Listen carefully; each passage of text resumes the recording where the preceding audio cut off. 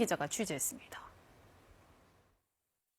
현행법상 개인정보 유출 기업에 부과할 수 있는 과징금은 전체 매출액의 최대 3%입니다. 쿠팡 사태 이후 실효성 없는 솜방망이 제재란 비판이 쏟아졌습니다. 법적으로는 전체 매출액의 3%로 되어 있고요. 또 시행령단에 내려가서는 직전 3개년 매출액의 평균으로 갈수록 약해지는 거군요. 위반해도 신경도 별로 안 쓰는 것 같아요. 이 과징금 상한을 최대 10%까지 높이는 개인정보보호법 개정안이 여야 합의로 정무위 소위에서 통과됐습니다. 매출액 산정이 어려운 경우엔 최대 20억 원에서 50억 원으로 상한을 높였습니다. 고의 반복적이거나 중과실이 있을 때만 적용되는 징벌적 과징금입니다. 개정안이 정무위 전체 회의와 법사위를 거쳐 이르면 내년 초 본회의 문턱을 넘는다고 해도 이번 쿠팡 사태에 직접 적용되긴 어려울 전망입니다. 여야가 법적 안정성 등을 우려해 개정안 시행 전 발생한 사고엔 소급 적용하지 않기로 했기 때문입니다. 피해자들이 금전적 보상을 요구할 수 있도록 단체 소송 범위를 확대하는 방안은 대법원 검토 의견을 받아 추가 논의를 이어가기로 했습니다. 한편 국회 과방위 여당 의원들은 청문회 불출석을 통보한 쿠팡 김범석 의장 등을 국회 증언감정법 위반 혐의로 고발하고 국정조사를 추진하기로 했습니다. 국정조사는 청문회와 달리 증인에 대한 동행 명령장을 발부할 수 있습니다. KBS 뉴스 최혜경입니다. 정부의 거듭된 개입에도 환율이 좀처럼 떨어지지 않고 있습니다. 달러 수요는 많은데 공급은 계속 부족하기 때문인데요. 정부가 달러 시장의 큰 손인 국민연금에 대해 외환 스와프를 연장하는 등의 기술적 조치를 내놨습니다. 어떤 내용인지 박찬 기자가 자세히 전해드립니다. 국민연금은 해외 투자를 계속 늘리고 있습니다. 올해도 90조 원 이상 늘렸습니다. 수익률을 위한 조치지만 달러 풍기를 키우는 것 역시 사실입니다. 해외 투자는 안 멈추면서 환율 영향은 줄일 기술이 필요한 상황. 정부는 외환 스와프와 전략적 환해지 기한을 내년까지 연장하기로 했습니다. 국민연금이 해외 투자를 하려면 국민들이 원화로 낸 보험료를 달러로 바꿔야 하는데 외환 시장에서 환전하지 않고 한국은행과 직거래하는 게 외환 스와프입니다. 환율을 정하는 외환 시장을 건너뛰니 국민연금의 달러 흡수가 환율을 끌어올릴 일이 줄어듭니다. 외환 스와프는 1달러에 1,400원 선을 오가던 2022년 처음 100억 달러 한도로 시작했고 올해에 이어 내년에도 650억 달러 한도로 이어갑니다. 다만 부족한 달러를 구해오는 조치는 아니어서 효과가 제한적일 수 있습니다. 기존에 알고 있는 내용이기 때문에 그 연장 자체가 강력한 하락 요인으로 작용을 할 거다. 그 부분에서는 좀 의문이 들긴 하고요. 환해지는 더 적극적인 조치입니다. 예를 들어 국민연금이 외국에 1억 달러짜리 빌딩을 보유하고 있습니다. 환율에 따라 이 빌딩의 원화 가치는 오를 수도 내릴 수도 있는데 지금의 달러 가격 기준으로 고정, 즉 해지하는 겁니다. 1달러당 1,470원에 해지했다고 치면 국민연금은 1,470억 원을 받는 대신 1억 달러를 국내에 푸는 효과가 생깁니다. 내년에도 해외 투자액의 최대 10%까지 전략적 환해지할 수 있습니다. 정부는 기업들이 수출로 번 달러를 더 적극 환전하도록 유인할 대책도 곧 발표할 방침입니다. KBS 뉴스 박찬입니다. 네, 10월 15일 서울 전역과 경기 12곳을 토지거래 허가구역으로 묶는 초고강도 부동산 대책. 11호 대책이 나온 지 2달이 지났습니다. 대책 발표 직후 역대 최고를 찍었던 아파트값 상승률은 곧바로 꺾였습니다. 하지만 여기까지 그 이후론 큰 변화 없이 횡보하는 모습입니다. 앞서 나왔던 6.27 대책 때와 비교해 볼까요? 그때는 2달 동안 상승률이 꾸준히 떨어지면서 0.1%선 아래까지 내려갔습니다. 결국 11호 대책은 반짝 효과에 그친 건데요. 그 이유를 이세준 기자가 취재했습니다. 서울 송파구의 9,500세대 규모 대단지 아파트입니다. 지난달 13개 매물이 거래됐는데 절반이 최고가를 갱신했습니다. 최근 호가는 그보다 더 오르고 있습니다. 인기가 있고 그 안에서 매물이 거의 안 나오다 보니까 사실 28억에 하나 매매되면 그 다음에 나올 때 호가가 막 5차씩 뛰어서 나오기도 해요. 강남구의 한 아파트는 지난달 체결된 거래 4건 모두 최고가를 기록했습니다. 강남권을 중심으로 계속되는 신고가 행렬. 11호 대책 전후로 각 50여일간을 분석하면 매매 건수는 16,000건에서 3,600건으로 확 줄었습니다. 미등록 건수를 고려해도 확연히 줄어든 수치입니다. 전체 거래에서 강남 3구와 용산이 차지하는 비중은 규제 전 8% 수준에서 이후 40%를 훌쩍 넘었습니다. 특히 이들 지역은 거래의 절반 이상이 최고가를 갱신한 걸로 나타났습니다. 규제 이후 최고가 거래 비중이 더 높아진 건데 광진과 성동, 동작 등 한강벨트 지역이 줄어든 것과는 대조적입니다. 서울 강남권과 그 외 지역의 가격 격차가 커져 양극화는 심화됐습니다. 더 크게 흔들리거나 부담을 느끼는 거는 서울 외곽 지역일 수밖에는 없고 그 강남구를 포함한 지역들은 상대적으로 충격을 덜 받다 보니 그러면 현재 제도 하에서는 계속 이 차이는 벌어질 수밖에 없습니다. 지난 2달간 강남권의 거래가 시세를 이끌면서 서울 아파트 평균 매매 가격 역시 3억 원 가까이 올랐습니다. KBS 뉴스 이세중입니다.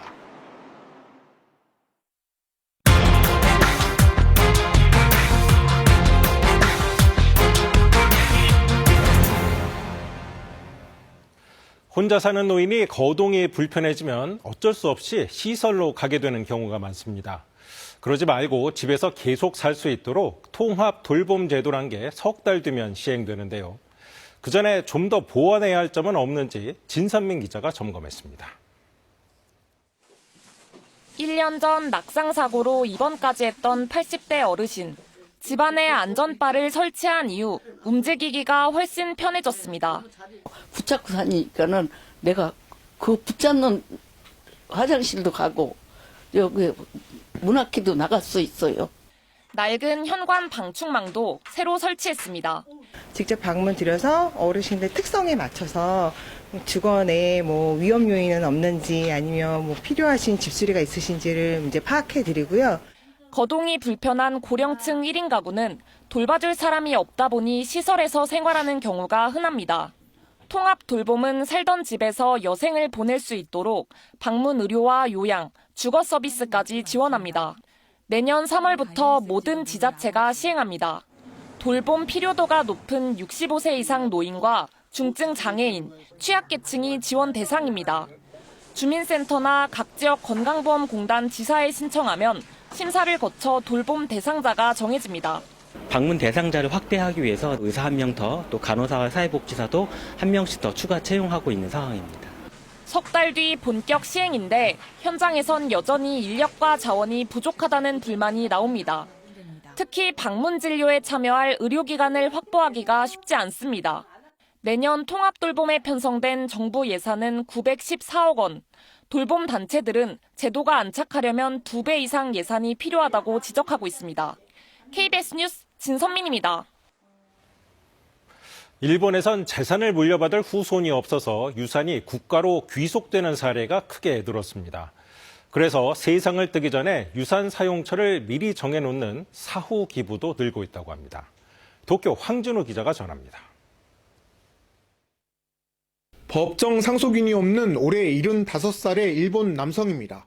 자식은 없고 서점을 함께 운영해왔던 아내는 먼저 세상을 떠났습니다. 피부치라고는 남동생이 한 명 있었는데 오래전 숨졌습니다. 떠난 동생 역시 자녀가 없었습니다. 이대로 사망하면 유산을 물려받을 가족이 없는 이 남성의 재산은 전액 국고로 귀속됩니다.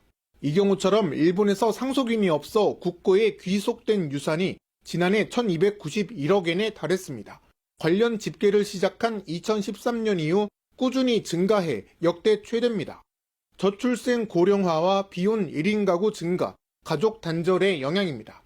이 때문에 일본에서는 유산을 어디에 쓸지를 결정해 놓는 유산 증여가 활발해지고 있습니다. 앞선 사례의 남성도 책과 자연보호 관련 단체에 사후 기부를 결정했습니다.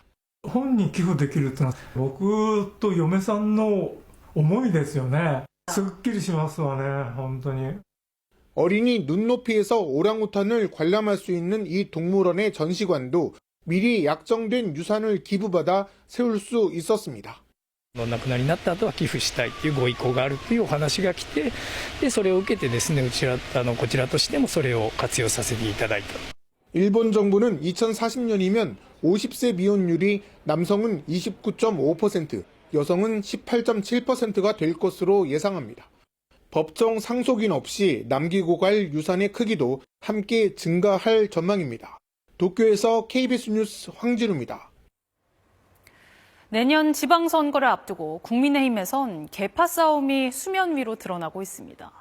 지도부 회의에서 당 외연 확장을 요구하는 발언에 공개 설전이 벌어졌고 강성 친윤으로 꼽히는 장해찬 전 최고위원이 주요 당직에 임명되면서 내홍이 또 불거지는 모습입니다. 이유민 기자입니다. 천막 농성장에서 열린 국민의힘 최고위원회의. 당내 소장파 양양자 최고위원이 작심 발언을 쏟아냅니다. 장동혁 대표에게 중도 확장과 강성 지지층과의 결별을 요구했습니다.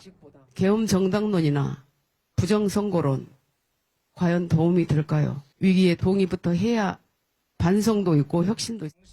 곧바로 당내 강경파 김민수 최고위원이 반박에 나섰습니다. 왜 레거시와 민주당을 넘어 우리 당에서까지 우리 손으로 뽑은 당대표를 흔들려고 합니까? 민주당의 2차 특검 등을 저지하려는 천막 농성회의에서 지도부 충돌이 고스란히 노출된 겁니다. 잠시 정회하고 비공개로. 장 대표는 형기조를 바꾸지 않겠다는 뜻을 당직 인사로 재확인했습니다. 김민수 최고위원을 국민소통위원장에, 친윤석열계로 한동훈 전 대표를 비판해온 장해찬 전 최고위원을 당 싱크탱크 부원장에 임명했습니다.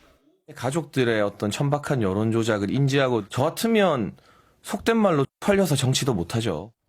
통합 외연 확장보다 진영 결집에 방점을 둔 인사라는 해석 속에 친한동훈계는 윤어게인이 만세 부르고 전환길이 환호할 인사라며 반발했습니다. 이런 가운데 지도부에 계엄 사과를 요구했던 국민의힘 초재선 의원들이 내일 잇따라 회동합니다. 지방선거 전략 등을 논의하기 위한 건데 장동혁 대표 체제 비판 목소리도 이어질 거로 보입니다. KBS 뉴스 이유민입니다. 한미 외교 당국이 내일 대북 정책 등을 논의하는 정례적 회의를 시작합니다. 그런데 대북 정책 주무부처인 통일부가 여기에 불참을 선언했습니다. 협의 주체를 외교부가 아닌 통일부가 맡아야 한다는 겁니다. 협의 주도권을 놓고 부처 간 기싸움이 이어지는 모습입니다. 김기화 기자입니다. 한미 정상회담 후속 조치의 하나로 대북 공조 방안 등을 논의할 한미 협의가 내일 열립니다. 외교부 정연두 외교전략정보본부장과 케빈 김 주한미 대사대리가 양측 대표를 맡습니다. 그런데 대북정책 주무부처인 통일부가 이 회의에 불참을 선언했습니다. 이번 협의는 조인트 팩트시트 후속 협의 등 외교 현안에 대한 것이라며 대북정책 관련 사안은 필요시 통일부가 미국과 별도로 협의하겠다고 못 박았습니다. 앞서 정동영 통일부 장관은 지난주부터 불편한 기색을 내비쳐왔습니다. 남북관계는 주권의 영역으로 동맹국과의 협의 주체는 통일부가 돼야 한다면서 협의의 명칭, 성격 등의 부정적 견해를 잇따라 밝힌 겁니다. 지난주 국가안전보장회의 NSC에서도 격론이 벌어진 걸로 전해졌는데 막판까지 이견을 좁히지 못했고 결국 통일부의 불참 선언으로 이어진 셈입니다. 기본적으로는 외교부가 한미 관계에서 소통하게 돼 있습니다. 하지만 대북관계 관련해서는 통일부도 소통할 수 있다고 생각하고 있습니다. 이번 협의가 2018년 한미 워킹그룹과 같이 남북관계 자율성 약화로 이어질 수 있다는 우려가 깔려있는 것으로 보이는데 진보정부에서 통일부 장관을 지냈던 인사들도 전문성이 없는 외교부에 대북 정책을 맡길 수 없다면서 공개 반대 성명을 냈습니다. 통일부는 외교안보부처는 원팀이라고 재차 강조했지만 한미 간 대북 정책 논의가 본격화하는 시점에 마찰음이 나오면서 엇박자 우려도 커지고 있습니다. KBS 뉴스 김기아입니다. 네, 요즘 챗 GPT 같은 생성형 AI 유료 구독하시는 분들 많은데요. 결제하시기 전에 공식 사이트가 맞는지 꼭 확인하셔야겠습니다. 이름과